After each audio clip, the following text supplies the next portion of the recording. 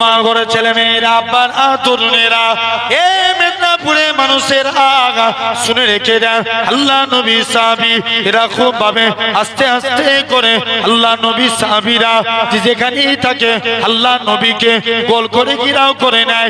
মক্কা মানুষেরা পাথর ছুঁড়ে ছুঁড়ে মারে, আল্লাহ নবী সাহাবীরা আল্লাহ নবীকে গোল করে ঘিরাও করে নেয়।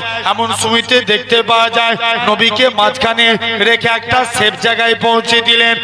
যুবকেরা আল্লাহ নবী এরা খুব ভাবে আস্তে আস্তে করে নবীর দিকে আল্লাহ নবী চাচাজি হযরতে আমিরে হামজা জঙ্গলে শিকার করে, জঙ্গলে গাছপালা বলে হে রাসূলুল্লাহ চাচাজি হে হযরতে আমিরে হামজা সাহস যদি থাকে মক্কা মানুষদের বিরুদ্ধে অস্ত্র ধারণ করবে যাও। কেউ আগিয়ে আসে না, আবু জেল আগিয়ে আসে। আবু জেল আগিয়ে আসার পর আল্লাহ নবী সাহাবী আবু জেল এরা খুব ভাবে আমিরে হামজা শিকারখানা বন্ধ করলেন না, শিকারখানা শুরু করে দিলেন। এরা খুব ভাবে আবার জঙ্গলের হিংস্র পশু পাখি বাঘ ভাল্লুক হিংস্র প্রাণীরা বলে হে রাসূলুল্লাহ চাচাজি হে হযরতে আমিরে হামজা সাহস যদি থাকে মক্কা মানুষদের বিরুদ্ধে অস্ত্র ধারণ করবে যাও। আমিরে হামজা শিকারখানা বন্ধ করে দিলেন। শিকারখানা বন্ধ করে দিয়ে দৌড়ে দৌড়ে দৌড়ে নিজের স্ত্রীর কাছে যায়। ও আমার স্ত্রী বলো তো দেখি আমার ভাতিজার উপরে কি মক্কার মানুষেরা কষ্ট দিয়েছে? হ্যাঁ হ্যাঁ কষ্ট দিয়েছে। ও আমার স্ত্রী শুনে রেখে দাও যতক্ষণ পর্যন্ত আমার ভাতিজার মুখ থেকে হাসি খানা না ফুটাতে পারি আমি আমিরে হামজা পানি পার করব না। ও যুবকেরা আল্লাহ নবী চাচাজি হযরতে আমিরে হামজা শিকারখানা বন্ধ করে দিয়ে মক্কার জমিনে চলে গেলেন।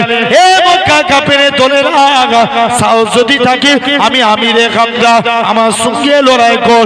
কেউ আগিয়ে আসে না, আবু জেল আগিয়ে আসে। আবু জেলকে একটা চোর মেরে জমিনায় ফেলে দেয়। আল্লাহ নবীর কাছে চলে যায় হে হযরতে মুহাম্মদ সাল্লাল্লাহু আলাইহি ওয়াসাল্লাম হুজুর আজকের দিনে আমি আপনার মারের বদলা মারখানা দিয়েছি। আল্লাহ নবী কি বলেছিলেন? চাচা যান এতে আমি খুশি হলাম না, এতে আমি রাজি হলাম না। তবে তুমি কিসে খুশি? চাচা যান আপনার হাতখানা বাড়িয়ে দেন। আজকের দিনে যদি ইমানে কালেমা পড়ে নেন তাতেই আমি নবী খুশি। আরো জোরে বলে আল্লাহ দাঁড়াবে তো চালু হয় না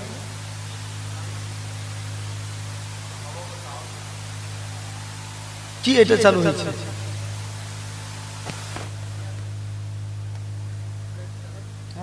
না না। একবার দরুদ শরীফ আল্লাহুম্মা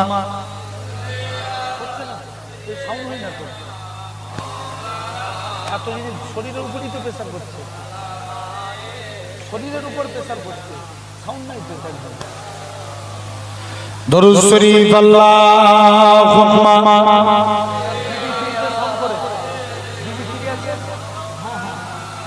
বক্সে সাউন্ড দেন, ফুল সাউন্ড করেন। দেখেন ভাই এইদিকে সে দেখেন দূর থেকে সাউন্ড, দূর থেকে। দরুদ শরীফ আল্লাহুম্মা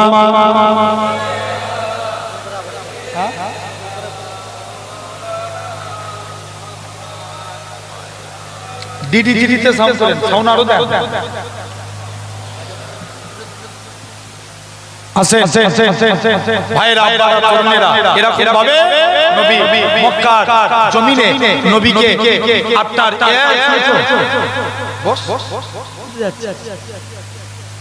জেনে রেখে দাও আলহামদুলিল্লাহ আল্লাহ কবুল করে নেন। আমার ভাইরা আপনারা তরুণেরা তার আগে একবার দরুদ পড়ে পড়ে সমস্যা ক্লিয়ার করে নিন।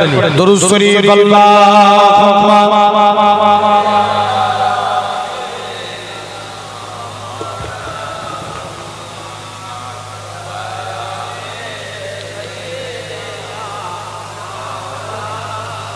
একটা নাচ হবে, সবাই সবাই চান তকবীর দেখি তো একবার।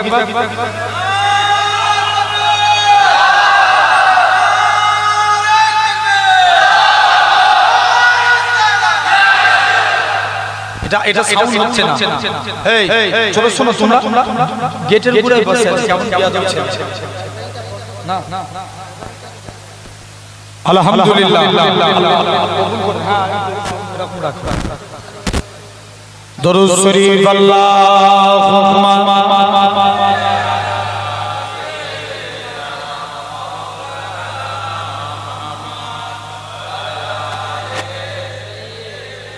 উর্দু দূর থেকে সাউন্ড দূর থেকে করে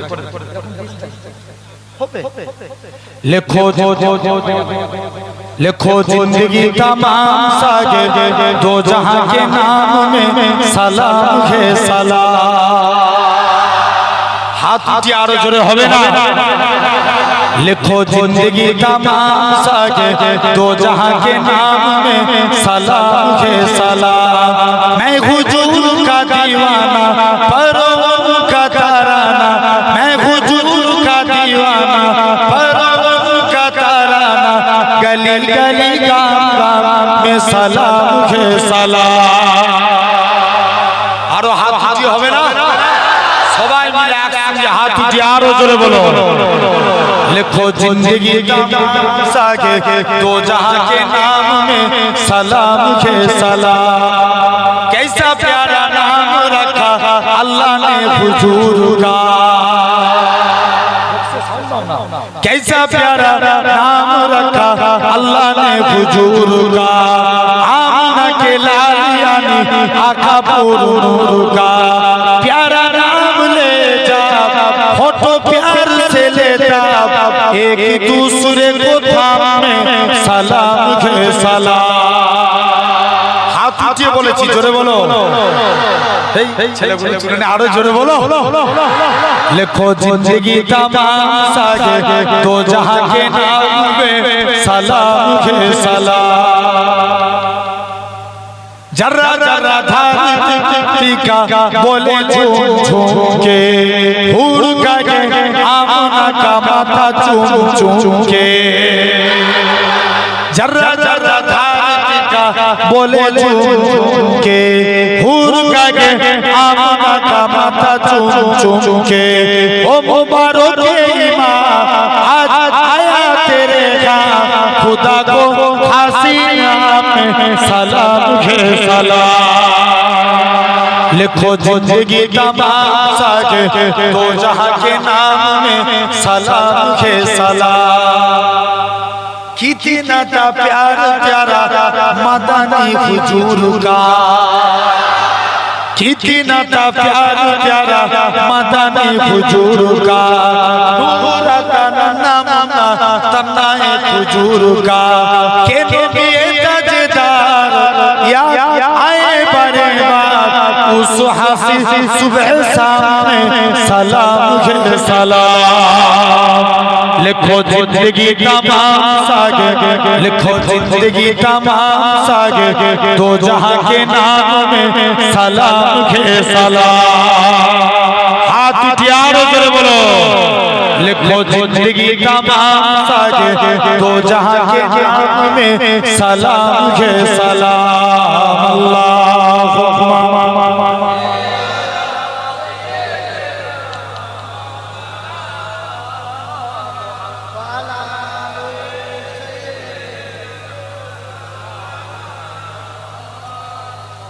ভাই তিনটে পর্যন্ত আছি, আপনারা থাকবেন না চলে যাবেন। কারা কারা থাকবেন একবার হাত তুলে দেখান দেখি। আল্লাহকে সাক্ষী রেখে বলছেন তো এই চলে যাবি। আলহামদুলিল্লাহ একবার মুহাব্বতে দরুদ আল্লাহুম্মা।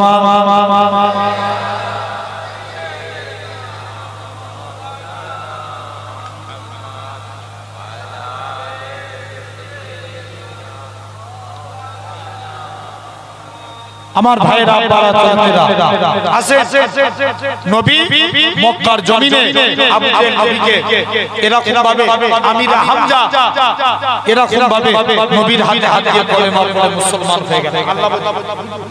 আল্লাহ বলছে হাবিব চলে যাও, তুমি আজকের দিনে কলেমার প্রচার করবে যাও। মক্কার জমিনে চলে গেলেন নবী। শুনছো তো কোথায় গেলেন? জোরে বলো। মক্কার জমিনে নবী চলে গেলেন, হাজার হাজার মানুষ মক্কার জমিনে দাঁড়িয়ে আছে। নবী বলছে এই মক্কার মানুষেরা আমাকে আমার আল্লাহ বলে মানো, আমাকে নবী বলে মানো। কেউ নবীর কথা শুনে মুসলমান ঘরে ছেলে মেয়েরা বাবা তরুণেরা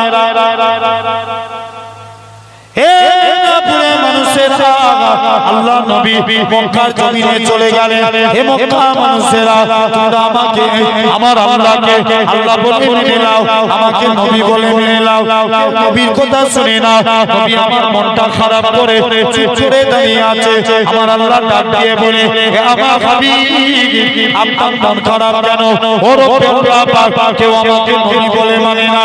আমার আল্লাহ জানিয়ে দেয়, হে আমার হাবিব, শুনে রেখে দেয়, কেউ আপনাকে নবী বলে মানুষ না মানুষ, এতে আমি আল্লাহ আমার কোনো যায় আসে না। কেননা আমি আল্লাহ তো আপনাকে নবী বলে মেনে নিয়েছি। আরো জোরে বলে, শুধু তাই নয়, আল্লাহ নবী মক্কার জমিনে চলে গেলেন। হে মক্কা মানুষেরা, এরকম ভাবে নবী আমার সর্বপ্রথম আবু বকরের কাছে চলে গেলেন। ও বাবা আবু বকর, তুমি আমি নবী, আমার কাছে আদিও কলেমা বলে দাও। আবু বকর বলে, ইয়া রাসূলুল্লাহ হাবিবাল্লাহ, আপনার হাতখানা বাড়িয়ে দেন, আজকে দিন আমি ঈমানের কলেমা পড়ে মুসলমান হয়ে গেলাম। আবু বকর মুসলমান হয়েছে বলে মক্কার কাফেররা আবু বকরকে এত মারা মেরেছিল। আবু বকরের গোটা শরীর দিয়ে টপ টপ টপ করে রক্ত বেরোয়। আবু বকরের গোটা শরীর দিয়ে রক্ত বেরোতে লাগে। হে দুনিয়ার মানুষেরা, হযরতে আবু বকর বলে, আজকের দিনে এরকম ভাবে আল্লাহ নবী সাহাবী আবু বকর সারা দিন বেহুশ হয়ে পড়ে আছে।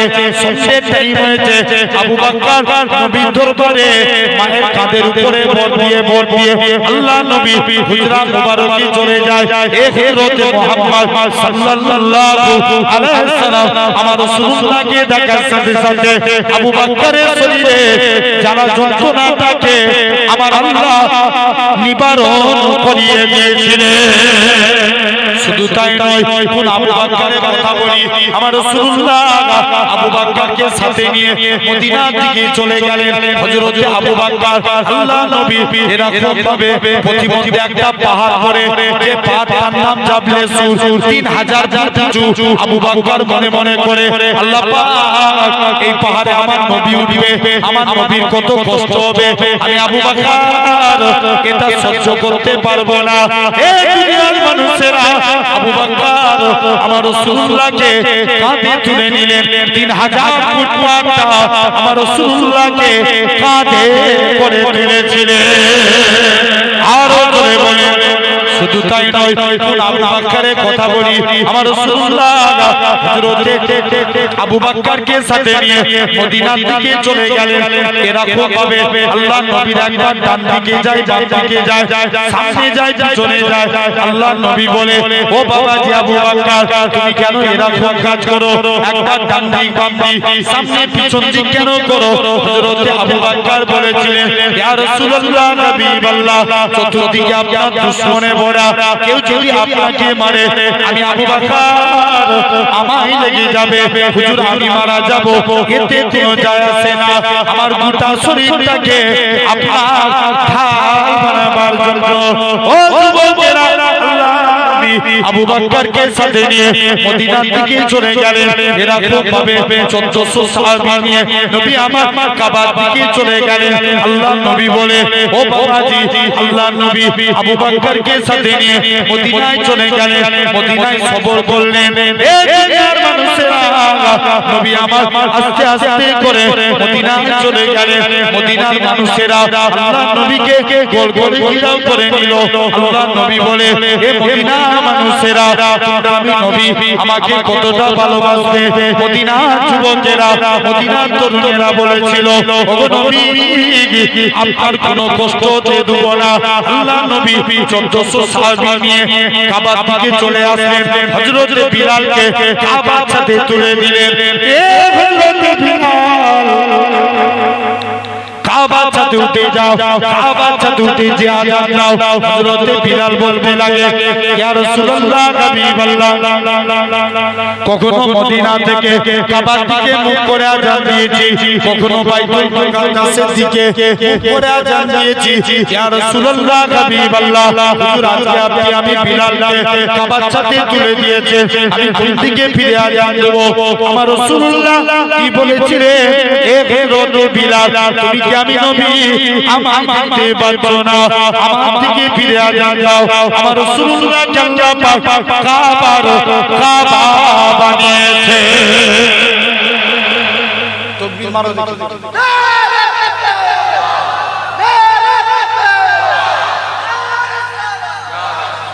ভাই, যারা গেটটা আছে ওই এসে বসবে, নালে পালা। এই কোচিগুলো শুনতে পাওনি? এরা এত বেহায়া কেন?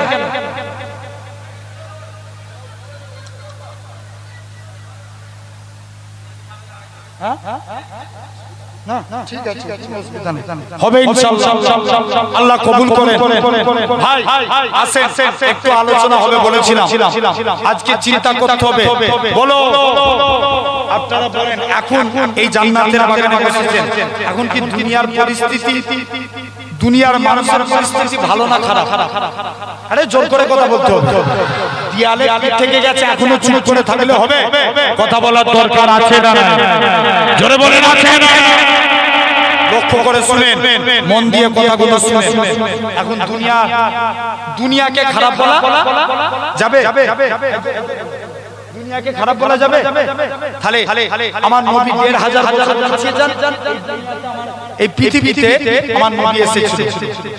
কোন পৃথিবীতে? না আলাদা পৃথিবী, এই পৃথিবী। তারপরে সাহাবা হুজুরে এসেছিল, যাদের সম্পর্কে আল্লাহ রাসূল বলছে, আমি রাসূলুল্লাহ, আমার প্রতিটা সাহাবী আল্লাহর জান্নাতি। জোরে বলে বলে বলে বলে বলে বলে বলে। তাহলে সাহাবা হুজুররা এসেছিল, এই শুনছো তো ভাইরা, শুনছো? তাহলে এই পৃথিবীতে এসেছিল। তারপরে দেখেন সিয়াসিয়াতের ৬ ইমাম এসেছিল, ৪ মাযহাবের ইমাম এসেছিল। আল্লাহর ওলি সাহাবুল মুহাদ্দিস দেওলভী, আল্লামা হাজার আসকালানী, বড় পীর আব্দুল কাদের জিলানী, খাজা গরিবে নওয়াজ, সব এই পৃথিবীতে এসেছে। হ্যাঁ না? তাহলে পৃথিবীকে খারাপ বলা যাবে না, সময়কে খারাপ বলা যাবে না।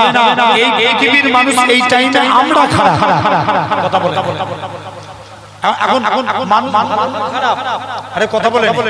এই দেখছেন না, এই রিসেন্ট আমার আগে জুনাইদ ভাই ওয়াজ করছিল, কদিন আগে নবী দিবস মাসে জুনাইদ ভাইকে পাকিস্তানি বলে অ্যাটাক করেছিল।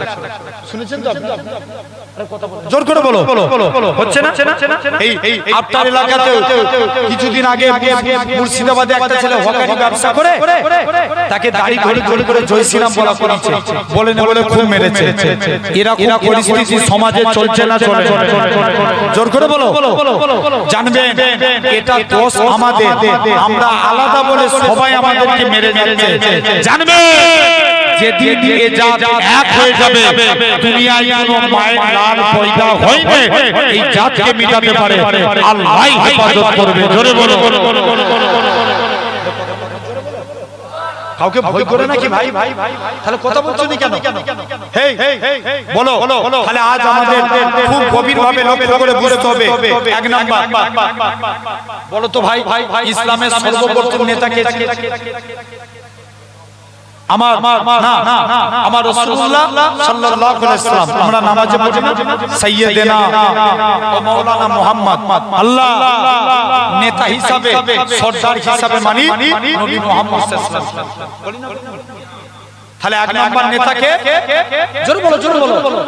আমাদের নবী, ইসলামের প্রথম খলিফাকে হযরত আবু বকর, দ্বিতীয় খলিফা ওমর ফারুক। আবু বকর হুজুর আর ওমর হুজুরের পিরিয়ডে ইহুদিরা মাথা চাড়া দিয়ে দাঁড়াতে পারলো না। উসমান তৃতীয় নম্বর খলিফা হলেন উসমান গনি। কি নাম বললাম? উসমান গনি। উসমানের পিরিয়ডে, উসমান ছিলেন সাদা অন্তরের মানুষ। উসমানের পিরিয়ডে একটা ইহুদি বার হলো ইয়ামান থেকে, যার নাম ছিল আব্দুল্লাহ বিন সাবা। আব্দুল্লাহ বিন সাবা সেই ইয়ামান থেকে মদিনায় আসলেন, এসে উসমানের হাতে হাত দিয়ে মুসলমান হলেন। হযরত উসমানের মাথায় টুপি, মুখে দাড়ি, গায়ে জুব্বা, আসলি তিনি ইহুদি। জোর করে ইহুদি। এখন বলো তো টুপি মাথায় দিলি কি মুসলমান? তোমাদের মনে হচ্ছে ঘুম পাচ্ছে না? টুপি মাথায় দিলে মুসলমান? খবর নিয়ে দেখো মেদিনীপুরের মানুষ ভোটের আগে অনেক নেতা বেরোয়, ভোটের আগে ইফতারের সময় দেখবেন অন্য ধর্মের মানুষ টুপি মাথায় দিয়ে ইফতার করতে বসে যায়, আছে না? আয়োজন করে বলো এরকম কথা বলে না কেন ভাই? তাহলে কি টুপি মাথায় দিলে মুসলমান? জোর করে বলো মুসলমান না। আচ্ছা ছেড়ে দাও, টুপি মাথায় দিলে মুসলমান না, তাহলে দাড়ি ইন্ডিয়া টিমে 11 জন প্লেয়ার খেলে, এর মধ্যে 8 জন দাড়ি। আরে কথা বলে মুসলমান না, ছেড়ে দেন। যদি ভাবেন দাড়ি রাখলে মুসলমান নাই, তাহলে কুরআন পড়লে মুসলমান। কুরআন বাংলায় ব্যাখ্যা করেছিল গিরিশ চন্দ্র বাবু। মুসলমান নামটা শুনে কি মনে হচ্ছে অন্য ধর্মের না? তাহলে মুসলমান না। যদি ভাবে ঠিক আছে কুরআন পড়লে মুসলমান না, তাহলে নামাজ পড়লে মুসলমান। নামাজ পড়েছিল রবীন্দ্রনাথ ঠাকুর, মুসলমান। আরে চিৎকার দিয়ে বলো মুসলমান না। তাহলে শুনে রেখে যাও, টুপি মাথায় দিলে মুসলমান না, দাড়ি রাখলে মুসলমান না, কুরআন পড়লে মুসলমান না, নামাজ পড়লে মুসলমান না। মুসলমান হতে গেলে আগে ঈমানের দরকার, আর ঈমান হলো আমার রাসূল। ধরে বলো ঠিক না? ভুল আসেন ভাই বলেন তো, ঈমান আগে না মুসলমান আগে? জোর করে বলো কারা কারা ঈমানের পক্ষে আগে হাত তুলে দেখাও তো দেখি।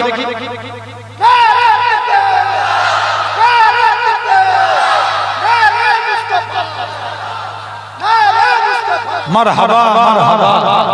আছে ভাই, তাহলে আমরা ঈমানের পক্ষে, আগে ঈমান তারপরে মুসলমান। আমাদের ঈমান 4 প্রকার। কয় প্রকার? জোরে বলো 4 প্রকার। এক নাম্বার ইলমুল ইয়াকিন, জ্ঞানের দ্বারা ঈমান। জ্ঞানের দ্বারা আল্লাহ খুব বেশি আমাদের জ্ঞান দিয়েছে না দেয় না? জোর করে বলো দিয়েছে। এই জ্ঞান দিয়ে সিলেক্ট করব। আল্লাহ আমাদের জন্য দুটো রাস্তা রেখেছেন, একটা ভালো, খারাপ। ভালো রাস্তায় হাঁটলে জান্নাত, খারাপ রাস্তায় হাঁটলে জাহান্নাম। তাহলে আমরা ভালো রাস্তায় হাঁটবো না খারাপ রাস্তায় হাঁটবো, এটা কিসের দ্বারা সিলেক্ট করি? বলো ব্রেনের দ্বারা। এটার নাম ইলমুল ইয়াকিন, জ্ঞানের দ্বারা ঈমান। 2 নম্বর আইনুল ইয়াকিন, চোখের দ্বারা ঈমান। এই আপনারা দিঘায় গেছেন? এই কথা নাই, দিঘায় গেছেন তো ভাই? দিঘায় যায় কি আমি হারাম বললাম? দিঘায় গেছেন, দেখবেন এখন 70% মুসলমান দিঘায় যায়। 70% দিঘায় একটা বিরাট বড় মন্দির হয়েছে, জগন্নাথ ধাম। শুনেছেন? আরে কথা বলবে তো একটু জোর করে। হয়েছে না হয় না? হয়েছে। দিঘার জমিনে বিরাট বড় মন্দির হয়েছে। মন্দির নির্মাণেতে দুঃখ নাই। লাকুম দীনুকুম ওয়ালিয়া দিন। তাদের কাছে তাদের ধর্ম, আমাদের কাছে আমাদের ধর্ম। কিন্তু বলে 1600 কোটি টাকা খরচা করে যদি দীঘার জমিনে মন্দির হতে পারে, 50 লাখ টাকা খরচা করে মসজিদ বানানোর দরকার আছে না? আরো জোরে বলেন আছে না? কারণ কি বলেন তো? আজকে দেখবেন এই আগামী 10 বছর পরে, 20 বছর পরে এদের ছেলেরা মন্দির দেখিয়ে বলবে দিঘা আমাদের, তোদের না পালা। আরে কথা যারা মন্দিরের লিঙ্গ দেখিয়ে মসজিদের মসজিদ ভেঙে দিতে পারে, মন্দির দেখিয়ে বলতে পারে না দিঘা আমাদের। আরে কথা বলে না কেন? কথা ক্লিয়ার না? এই নিউজ গুলো দেখো, খাজা হুজুরের মাজার ভাঙবে বলছে। কি খাজা হুজুরের মাজারে কিছু দেখতে পাওয়া গেছে? কোন খাজা গরিবে নওয়াজ বাদশা আলমগীর তিনি একদিন কোরআন পড়ছে, কোরআন পড়তে কোরআনের একটা আয়াত পড়ছে, আলা ইন্না আউলিয়া আল্লাহি লা ইয়ামুত। মরেও এরা জিন্দা। জোরে বলো। বলছে চলো আজকে দিল্লির জমিনে প্রতিটা কবরস্থানে যাব, যে সালাম দিব যদি উত্তর পাই জানবো আল্লাহর ওলির কবর, উত্তর না পেলে জানবো আল্লাহর ওলির কবর হতে। জোর করে বলো, পারে না, চলো দিল্লির জমিনে চলে যাই। মুসলমান গোরা ছেলে মেয়েরা বাবা তরুণেরা পাশা আরুঙ্গি এরা খুব পাবে একটা কবরস্থানে গেলে প্রথমবার সালাম দেয় আসসালামু আলাইকুম ইয়া হালাল কবর, কবর থেকে কোনো আওয়াজ আসে না। দ্বিতীয়বার সালাম দেয় আসসালামু আলাইকুম ইয়া হালাল কবর, দ্বিতীয়বারও কোনো আওয়াজ আসে না। ও যুবকেরা পাশা আরুঙ্গি বলে এ আমার সৈন্যরা আমি আরেকবার সালাম দেব, যদি উত্তর না পাই কবরটাকে ভেঙে দেব। দ্বিতীয়বার সালাম আসসালামু আলাইকুম ইয়া হালাল কবর, কবর থেকে কোনো আওয়াজ আসে না। বাদশা আলমগীর বলে হে আমার সৈন্যরা কবরটাকে ভেঙে দাও, এটা কোনো আল্লাহ পাকের ওলি বান্দার কবর হতে পারে না। এরা খুব পাবে কবর ভাঙতে ভাঙতে 104 রোগী কবর ভাঙা হয়ে গেল। অবশেষে দিল্লির জমিনে খাজা গরিবে নওয়াজে কবরের দিকে চলে গেলে প্রথমবার সালাম দেয় আসসালামু আলাইকুম ইয়া ওলি আল্লাহ। খাজা হুজুরের কবর থেকে কোনো আওয়াজ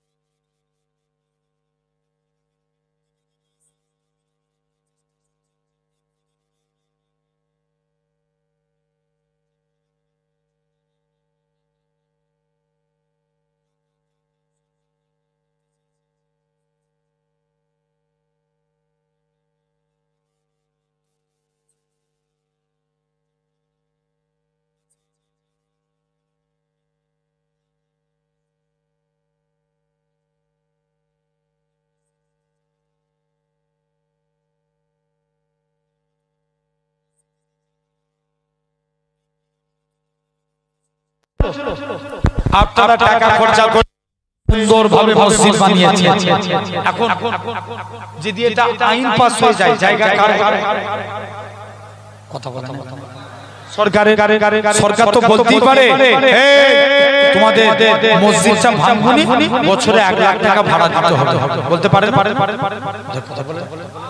পারে, কারণ এখন যে কবরে মাটি দিতে যান পারমিশন নিয়ে, জোর করে বলো, আগামী দিনে কেউ মরে গেলে কান্নাকাটি বাদ দিয়ে আগে পারমিশন নিতে যেতে হবে। যদি পারমিশন দেয় তবে কবরে মাটি দিতে পারবে, না হলে মাটি দিতে পারবেন না।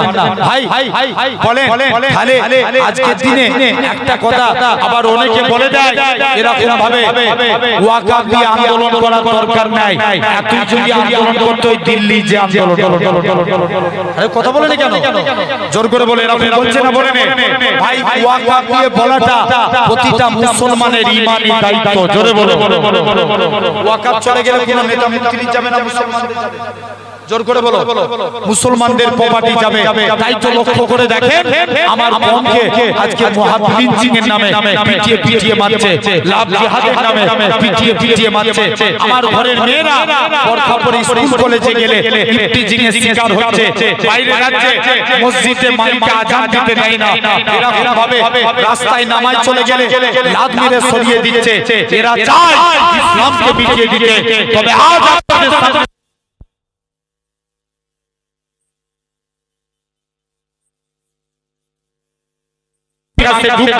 ইনশাআল্লাহ ইসলামের পতাকা উঠবে। জোরে বলে, কেউ মিটাতে পারবে? জোর করে বলে, পারবে না। আসেন এক নাম্বার খতিব বলে মানার মতো মানব বলো ইনশাআল্লাহ। নবীরা সাহাবী ছিলেন, দুইটা চোখ ছিল অন্ধ। কটা চোখ? জোর করে, দুইটা চোখই অন্ধ। নবীর কাছে গেছে,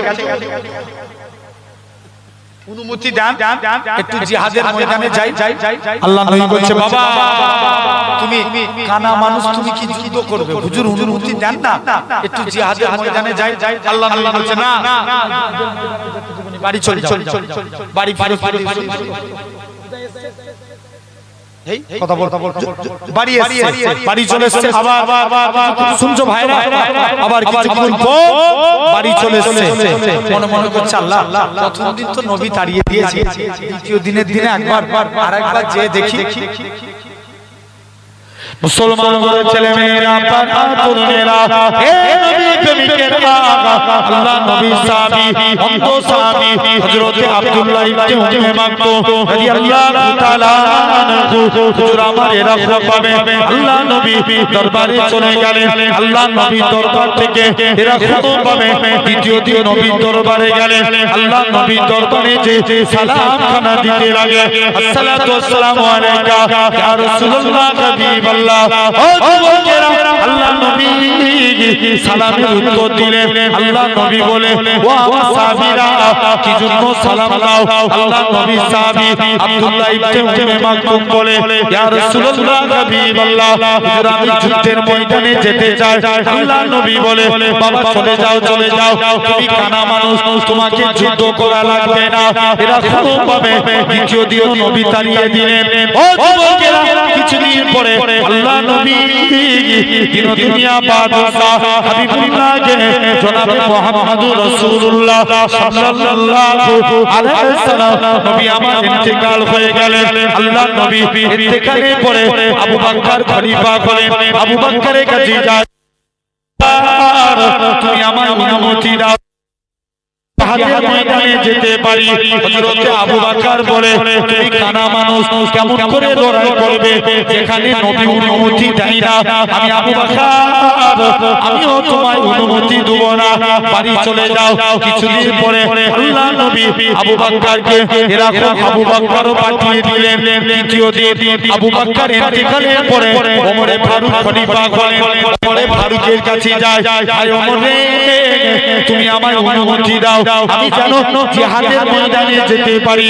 আল্লাহ নবী সাহাবী হযরত আব্দুল্লাহ ইবনে উম্মে মাকতুম ওমরের কাছে চলে যায়। হযরত ওমর বলে, তুমি কেমন করে লড়াই করবে আল্লাহ নবী সাহাবী আব্দুল্লাহ ইবনে মাকতুম বলে এ রাসূলুল্লাহ সাহাবী এ হযরত ওমর আমি ইসলামের পতাকা নিয়ে উড়িয়ে দাঁড়িয়ে থাকবো মক্কার কাফেররা আমাকে লক্ষ্য করে তীর ছুঁড়ে ছুঁড়ে মারবে তার শরীর দিয়ে রক্ত বেরিয়ে যাবে এই রক্ত মাখা চেহারা নিয়ে কবরে চলে যাব কাল কিয়ামতের ময়দানে আল্লাহ যেদিন জিজ্ঞাসা করবে এ আব্দুল্লাহ ইবনে মাকতুম দুনিয়ায় পাঠিয়েছিলাম কি করেছিলিস আমি আব্দুল্লাহ ইবনে মাকতুম আমার আল্লাহকে রক্ত মাখা চেহারা খানা দেখাবো আল্লাহ পাক দিনকে চেষ্টা করার জন্য নিজের জীবনকে কুরবান করে দিয়েছি খালি একে বলা ঈমানের প্রতি মহব্বত বলো ইনশাআল্লাহ কালেমার প্রতি ভালোবাসা যুবক এরা কোন ঈমান তৈরি করো এক নাম্বার প্রতি কলেমা মানবো বলো ইনশাআল্লাহ জোর করে বলো ইনশাআল্লাহ ভাই আসেন দুই নাম্বার প্রতি নামাজ আমি প্রতিদিকে একটুখানি বলেছিলাম নামাজ ছাড়া আমাদের কোনো গতি আছে ইসলামের দ্বিতীয় গতি কি আরে জোর করে বলো নামাজ পড়তেই হবে বলো ইনশাআল্লাহ তৃতীয় নম্বর কোটি রোজা চতুর্থ নম্বর যাকাত পঞ্চম নম্বর হজ যদি এই পাঁচটা কাজ করতে পারি জানবে কিয়ামতের এটার ওসিলায় আল্লাহ কিয়ামতের দিন নাজাত দিয়ে দিবে জোরে বলো খালে আগে ঈমানদার না আগে মুসলমান আগে ঈমানদার ঈমান না হলে মুসলমান বলা ঈমান তারপরে মুসলমান বলো ইনশাআল্লাহ জোর করে বলো আসেন ভাই আমি একটু আগে যে আলোচনা করছিলাম তৃতীয় নম্বর খলিফাকে একটু আগে বলছিলাম তৃতীয় নম্বর খলিফা হযরতে উসমানের কাছে গেলেন উসমানের কাছে যে তার আগে একবার দরুদ পড়েন আল্লাহুম্মা আমারে মনের সেই কামনা সোনার মদিনা একটু জোরে বলো না আমার এই মনের সেই কামনা সোনার মদিনা মনের মাঝে আছো তুমি কেন বোঝো না এই মনের সেই কামনা সোনার মদিনা বুঝবো বুঝে একটু দাঁড়াবো আমার প্রিয় নবীজিকে সালাম জানাবো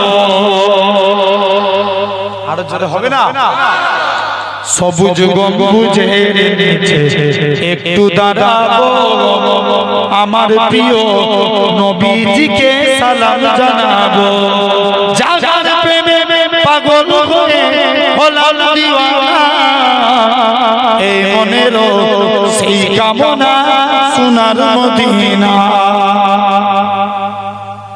জান্নাতুল বাকিতে একটু দাঁড়াবো জান্নাতুল বাকিতে একটু দাঁড়াবো প্রাণের প্রিয় সাহাবীদের আমি দেখিব আরো জোরে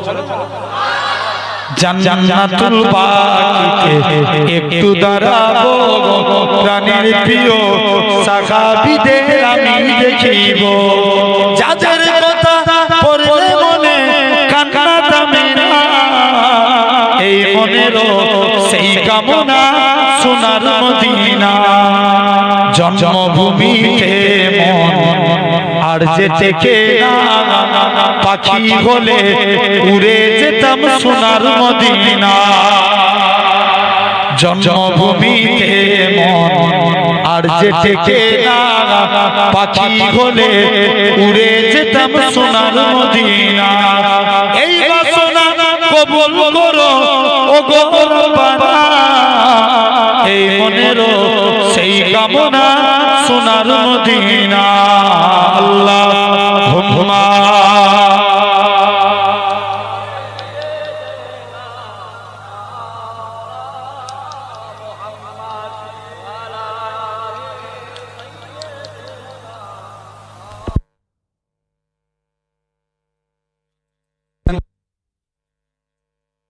থেকে এই দিকটায় যারা বসে আছে চোখ বিদ্যান দেখি তো না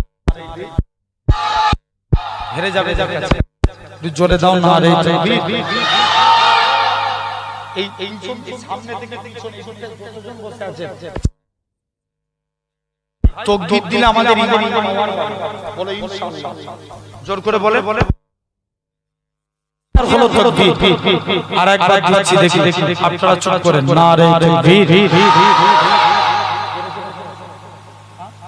আরো হবে তো দাঁড়াও চুপ করে চেয়ারে যারা বসে আছেন আপনারা জানেন তো না রে তাকবীর। এই চেয়ারগুলো যারা বসে আছে না রে তাকবীর। দেখি এবারে সবাই না রে তাকবীর। আচ্ছা এদিকের ভাই চুপ করে এবারে এদিকের গুলো দান তো দেখি না রে তাকবীর। হারি দিয়ে এই তোমাদের এখানে তো ছেলেগুলোকে তুলে এরা তুলে দাও দেখি আর একবার দেখি তোরা বলছে আর একবার দাও দেখি নারে তাকবীর। এবার দেখি তোমরা নারে তাকবীর। তারপরে এরা জিতে গেছে। হ্যাঁ আচ্ছা একসঙ্গে দুটো দল দেন তো দেখি নারে তাকবীর। আলহামদুলিল্লাহ যে যেখানে আলহামদুলিল্লাহ। ভাই তৃতীয় খলিফা হলেন কে? উসমান গনি। উসমান গনির কাছে ওই ইহুদি আসলেন নাম কি? কথাটা মন দিয়ে শুনো তবে বুঝতে পারবেন। আরে একটুখানি শুনবো এরকম শুনলে কিচ্ছু লাভ নাই। কোন উসমান গনি আল্লাহর নবীর কাছে একজন সাহাবী গেলেন দুইটা সমস্যা দিয়ে। কটা সমস্যা? দুইটা। এক নাম্বার সমস্যা, হুজুর মেয়ের বিয়ে দেব, একটু আতরের প্রয়োজন। আতরের। আচ্ছা আমার এলাকায় স্বামী মরে গেলে মেয়েরা হাতে কি পরে? বিয়ে হয়ে গেলে মেয়েরা হাতে কি পরে? চুড়ি পরে। আরবের সিস্টেম বিবাহিত নারীরা গায়ে আতর মাখে। আতর মাখে এটা আরবের। আমি এর বিয়ে দিবে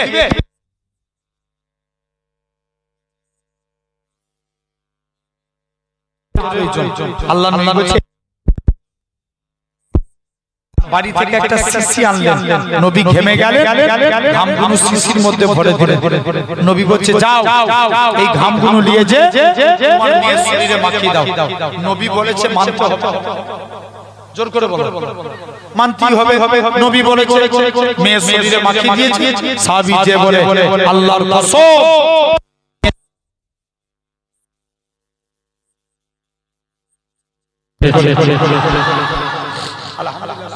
বলছি তো ওই জন্য আওয়াজ অনেক হচ্ছে। এখন বোঝা মুশকিল। এই ঠিক না?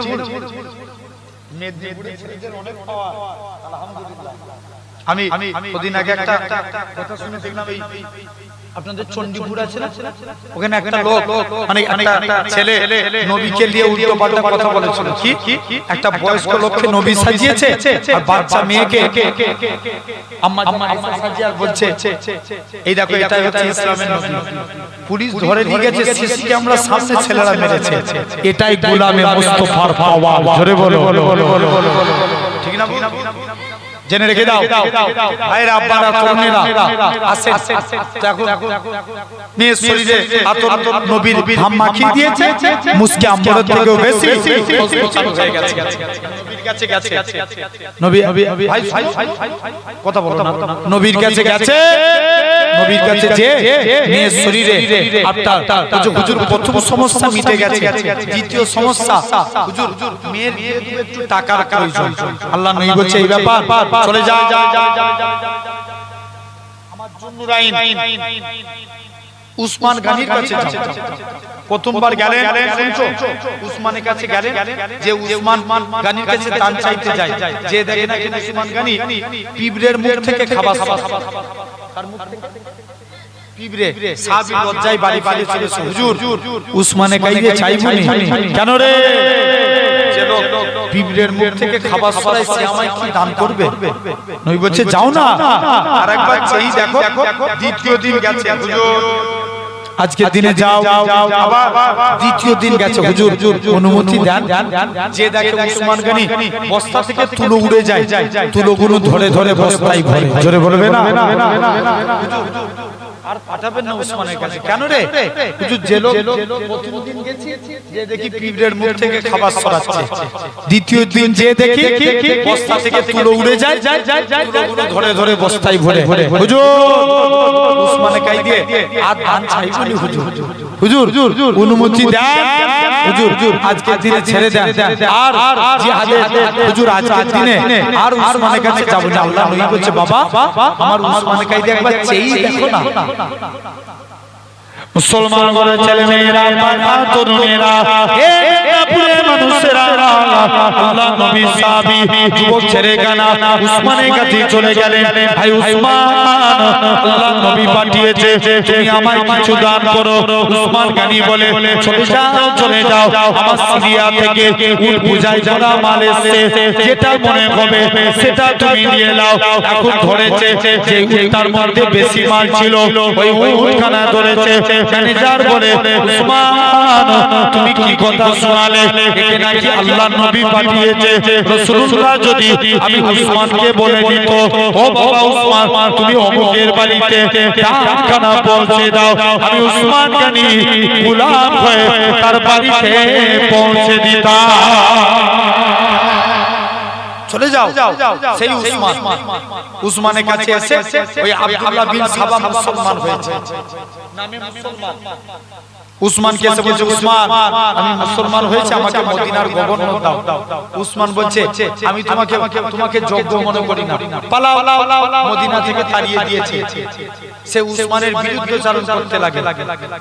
উসমান নাকি রাজদরবারের টাকা মেরে খায়, উসমান নাকি রাজদরবারের টাকা নিজের আত্মীয়দের দেয়। একদল মেনে নিল। আজ দেখবেন দুনিয়ার জমিনে কেউ বদনাম করলে একদল মানে, একদল উসমান গনি ব্যাপারে এরকম ভাবে যখনই বলল, উসমান তাড়িয়ে দিলেন। সে প্রথমে আসলো ইয়ামান, ইয়ামান থেকে মদিনা, টোটাল কত দেশ ভ্রমণ করলো একটু গিট গুনে না। ইয়ামান থেকে মদিনা, মদিনা থেকে বসরা, বসরা থেকে শাম, শাম থেকে কুফা, কুফা থেকে মিশর। টোটাল 6টা দেশ ভ্রমণ করে তার দরবারে কিছু লোক করে দিলেন। লোক করে উসমানের বিরুদ্ধে চালন করতে লাগে। উসমান গানির বিরুদ্ধে বলতে লাগে। দেখতে পাওয়া যায় একদিন আল্লাহ রাসূলের নাতি ইমামে হাসান হুসাইন অনেক যুবক সাহাবীরা উসমানের ব্যাপারে, অনেক যুবক সাহাবীরা উসমানের ব্যাপারে সব গার্ড দিয়ে দাঁড়িয়ে আছে। সামনের দিকে দরজা, পিছন দিক দিয়ে আব্দুল্লাহ বিন সাবার দলেরা দেয়াল ভেঙে উসমান তখন কুরআন পড়ছেন, কুরআন শরীফ সূরা বাকারা পড়ছেন। পিছন দিক দিয়ে গর্দানে চোট মারে, গর্দান কেটে টুকরো হয়ে যায়। উসমান গনি শহীদ হয়ে গেলেন। উসমান হুজুরের রক্ত কুরআন শরীফ সূরা বাকারার মধ্যে যে পড়ল, তখন মুসলমানদের মধ্যে একটাই জেদ চেপে গেল, কি আমরা আগে উসমান হত্যার প্রতিশোধ নেব, তারপরে আমরা চতুর্থ খলিফা নির্বাচন করব। আগে কি? জোরে বলো। উসমান হত্যা প্রতিশোধ নিবে। দিকে দিকে একটাই মুসলমানদের জেদ চেপে গেল, আগে উসমান হত্যার প্রতিশোধ নেব। এরকম করতে করতে দেখতে পাওয়া যায়, এমন সময়তে লক্ষ্য করে দেখতে পাওয়া যায় উসমান হত্যার প্রতিশোধ নিবে। এদিকে আব্দুল্লাহ বিন সাবা সে মনে মনে করছে আলীকে চতুর্থ খলিফা নিযুক্ত করে দিই, কারণ যার সম্পর্কে আল্লাহ রাসূল বলছে, আমি রাসূলুল্লাহ মদিনার এলেম আর আলী হলো তার দরজা। জোরে বলো। হযরত আলীকে খলিফা নিযুক্ত করে দিই, কারণ আলী প্রথমেই ঝামেলা চাইবে না, আগে খেলাফত সামলাবে, তারপর বিচার করবে। তদদিন করতে আমাদের বেড়া পার হয়ে যাবে। কিন্তু কিতাবের মধ্যে পাওয়া যায় আলীকে চতুর্থ খলিফা ঘোষণা করে দেয়। বুজুর্গ সাহাবীরা মিলে একটা আলোচনা করলো মিশরে।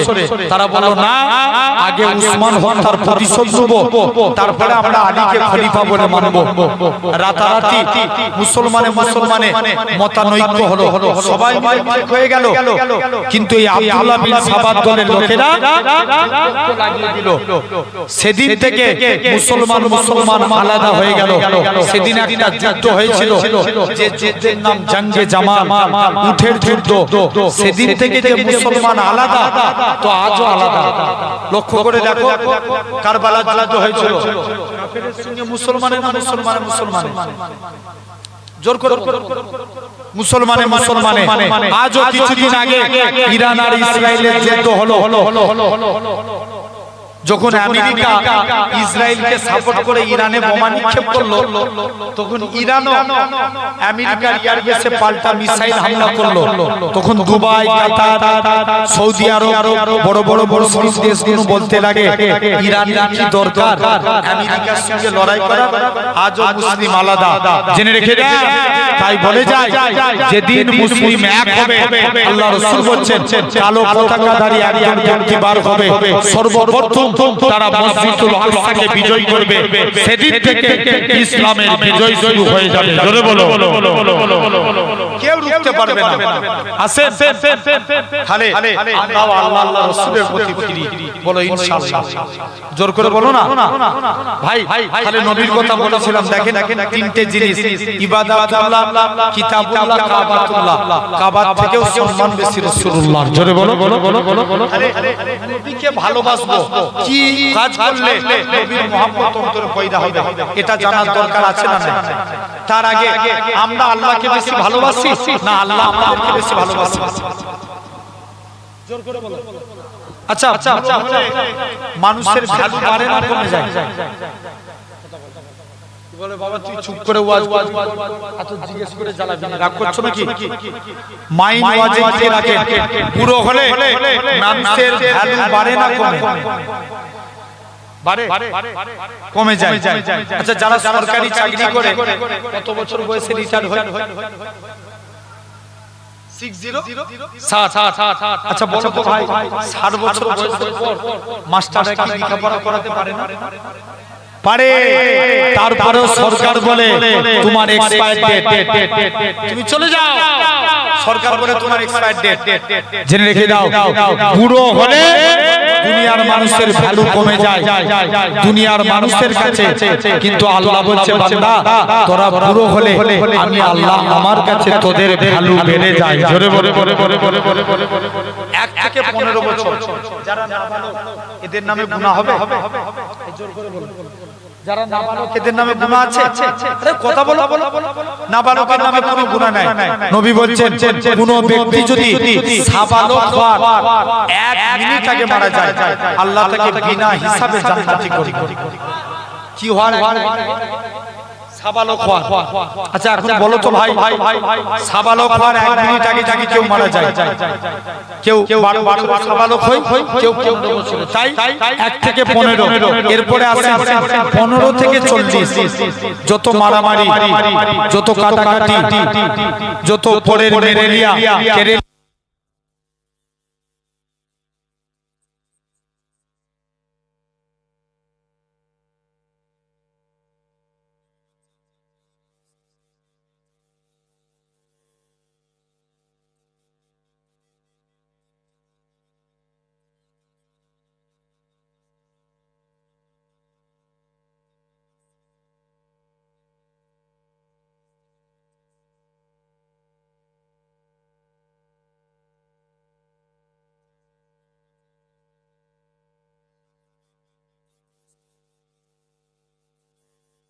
কিয়ামতের দিন আল্লাহ তাদের হিসাবটাকে সহজ করে দেবে।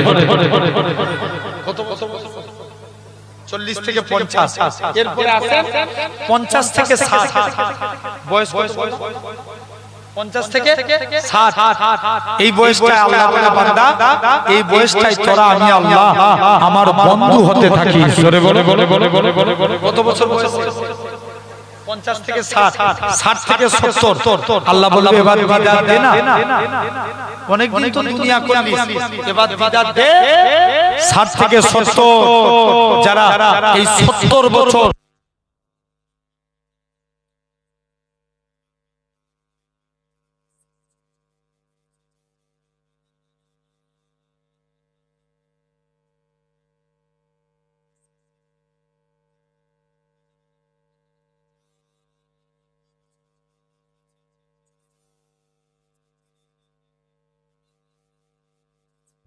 সমস্ত গুনাহকে আমি আল্লাহ।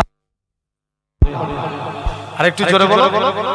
তাহলে বলো ভাই, চিন্তা করে দেখো, তাহলে আজকে লক্ষ্য করে আল্লাহ বান্দাকে অনেক ভালোবাসে। বুড়ো হলে দুনিয়ার মানুষ দূরে ছুঁড়ে ফেলে দেয়, কিন্তু আমার আল্লাহ বলছে আমি আল্লাহ তোদের তাহলে আসে আল্লাহ। জোর করে বলো ইনশাআল্লাহ। আল্লাহর পথে ফিরতে গেলে আল্লাহর শরীয়তের বিধানকে মানতে হবে, নামাজ পড়তে হবে, রোজা মাসে রোজা রাখতে হবে, যাকাত দান সদকা করা লাগবে, যাদের উপরে হজ ফরজ হয়ে গেছে হজ করতে হবে। এগুলোই তো আল্লাহর কাজ। যদি আল্লাহ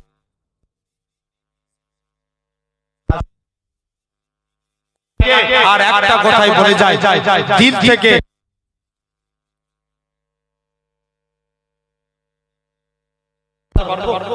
আমি পূর্বে একটা তোমরা হাত্তা আকুনা ফেব্রুয়ারি না এর মা বাবা ও ওলাদি কি তোমাদের সন্তান ও না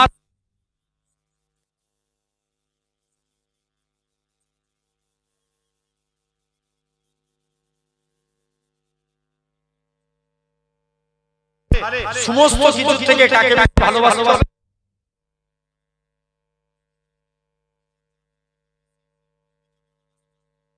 ভালোবাসা পয়দা হবে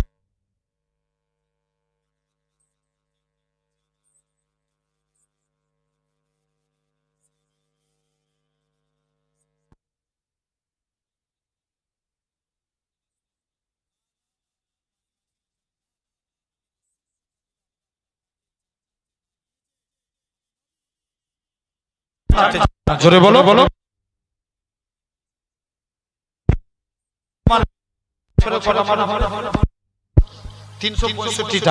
দিন ছেড়ে দেন, মাসে একটা মানবেন, 12টা মাসে একটা করে মানেন।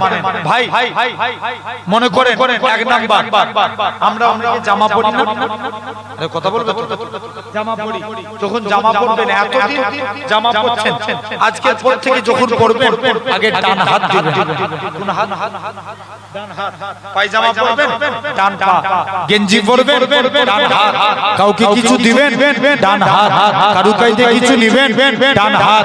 এই ডান ডান ডান কিয়ামতের দিন আল্লাহ বলবে তোরা যারা ডান পন্থী আছিস এগিয়ে আয়। বান্দা জিজ্ঞেস করবে কেন আল্লাহ? আল্লাহ বলবে যা আমার মুস্তাফা রাইট সাইডকে ভালোবেসেছে, তোরা আমার নবীর সুন্নাত মেনেছিস, আমি আল্লাহ তোদের নাজাত দিয়ে দিলাম। আরেকটু জোরে বলবে না? কোন দিকটা মানা? ডান সাইড। তাহলে এটা এক নাম্বার। 2 নাম্বার যখন চুল কাটবো, ভাই সমাজে এক স্টাইলে চুল কাটে, যখন চুল কাটবেন চুল সেলুনওয়ালাকে যে বলবেন সেলুনওয়ালা ভাই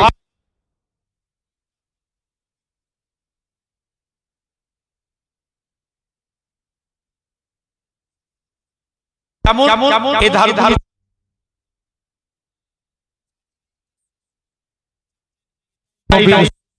বলো বলো বলো বলো বলো। আর নাহারে পিছনে বাবরি রাখে